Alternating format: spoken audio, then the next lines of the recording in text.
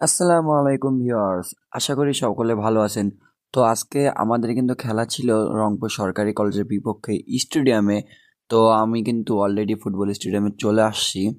তো দেখতে পাচ্ছেন আমি কিন্তু এখন ভিতরে ঢুকতেছি। আমি একটু লেট, আমার সব প্লেয়াররা, আমার ছোট ভাই এবং আমার ফ্রেন্ডরা আগে চলে আসছে। তো আমি এই সাইড দিয়ে ভিতরে ঢুকলাম। ছোট একটি দরজা ছিল, তো ভিতরে ঢুকে দেখি তারা ওই সাইডে রয়েছে। তো পরে কিন্তু আমাকে এই সাইড থেকে ঘুরে কিন্তু আবার ওই সাইডে যাওয়া লাগে, কারণ এই সাইডে লক করা ছিল। তারপরে কিন্তু আমি তাদের মাঝে চলে আসি। তারা আমার ক্যামেরা দেখে অনেকে উল্লাস করে এবং হাত নাড়িয়ে জানিয়ে দেয় যে তারা রয়েছে। আমি কিন্তু লেট আগেই বলেছি, তারা অনেক আগে চলে আসছে। তারপর আমরা প্রস্তুত হচ্ছিলাম, দেখতে পাচ্ছেন এখানে আমিও প্রস্তুত হচ্ছিলাম।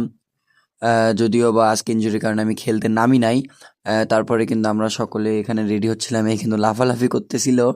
তো এরপরে যাকে নিয়ে বলবো, সে আজকে ম্যাচে অসাধারণ পারফরমেন্স করেছে।